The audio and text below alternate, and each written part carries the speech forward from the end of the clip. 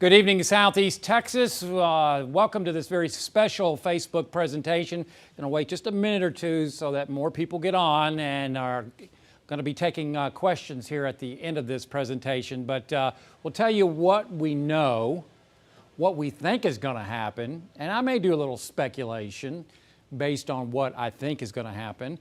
And then again, we'll take your questions coming up in just a few minutes. The new 8 o'clock update from the National Hurricane Center has just come in about an hour ago, and not much has changed as far as the structure of the storm, but the odds that we will see a depression has increased to about an 80% probability through 48 hours. This next 2 days we could see a depression, and running out of time to see where this thing is going to go. So very good chance that when the hurricane hunters will go in tomorrow, that's when we're going to start seeing much more reliable information as far as where this is going to go. Things will start firming up. So remember, we have all these weather stations in New Orleans, Lafayette, Lake Charles, Beaumont, Houston, Corpus, Victoria, back over to Brownsville. All these weather stations on land report what? Temperature, dew point, wind speed, wind direction, cloud cover, barometric pressure, all that information constantly, hour by hour, going into the computer models. Okay, so they have something to work with. This is what we call a data void. The Gulf of Mexico, water. We don't have very many weather sensors out there, so we don't know exactly. We think we do know because of maybe some satellite information and radar, but that's still limited. But a data void is what we see over the Gulf of Mexico. So we need weather stations out in the Gulf of Mexico that have temperature, pressure, dew point, wind speed, wind direction, all that information to go into the hurricane models. So that's why you send the hurricane hunters out, because they fly out there and all those dropsondes, which are instruments that fall through, they go in at 10,000 feet. So when they drop those dropsondes, they fly or they fall from 10,000 feet all the way to the water. And they measure temperature, dew point, wind speed, wind direction. So that then goes into the computer models. We run the computer models, and then you should have a better idea, because right now these models are basically running blind until we get those hurricane hunters out there and start dropping all the dropsondes, what we call them, or weather stations, falling into the atmosphere from 10,000 feet to the water.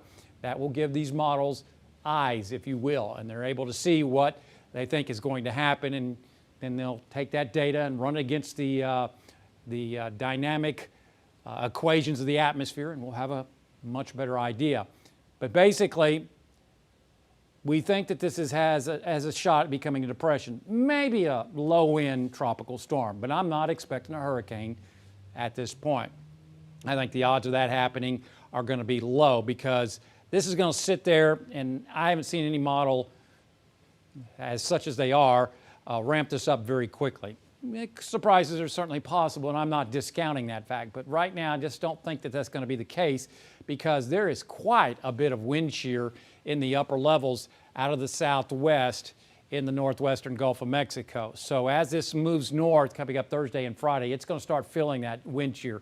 So there's likelihood that this may actually weaken as it comes closer to the coastline coming up Friday night into Saturday. That's kind of the window that we're thinking, Friday night in through the day Saturday. Where exactly?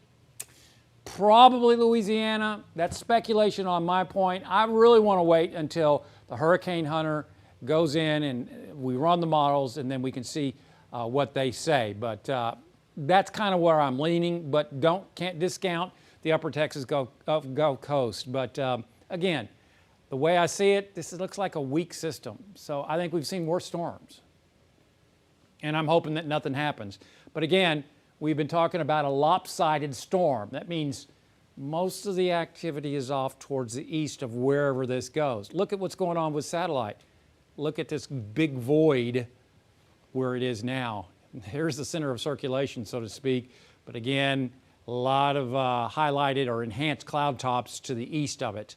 So it might wind up, and we probably will see a very disorganized depression, maybe a tropical storm, low-end tropical storm as this moves north. And we expect that to begin coming up sometime tomorrow when that plane goes out at 9:15. It takes off and will be inbound towards Invest 92L coming up Thursday. So tonight looks like little movement on the system. And through the day Thursday, it'll begin moving towards the north. These are all the different computer models without the data going into them right now. So we'll go through Thursday, and now Friday it starts moving north. This is when we expect it to start taking aim either on Texas or Louisiana. And then maybe by Saturday morning, making a landfall, maybe the upper Texas Gulf Coast to Louisiana. But as you can see, look at the number that are of models that are over towards Louisiana, fewer models over towards Texas. So the bulk, or what we call consensus, is maybe over towards Louisiana. Look at this one over towards Florida. That's still a possibility. Can't discount that. Some of them have it towards Texas. So what we see right now is a big spread in the models. See, from the Texas coast all the way over towards Florida. That's a big spread. What you will see after the plane goes in coming up tomorrow is that we'll get more of a consensus. These lines will start consolidating in towards a possible path. That's the cone of uncertainty. Right now the cone is, if you will, to draw this, is very wide, and that tells us the uncertainty is great.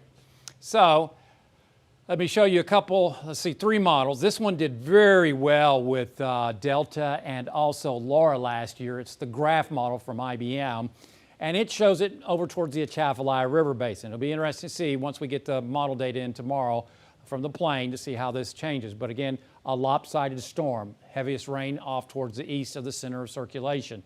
Look at the lack of rainfall. That's not to say that we won't see any rain over in southeast Texas, southwest Louisiana. But again, I like this model.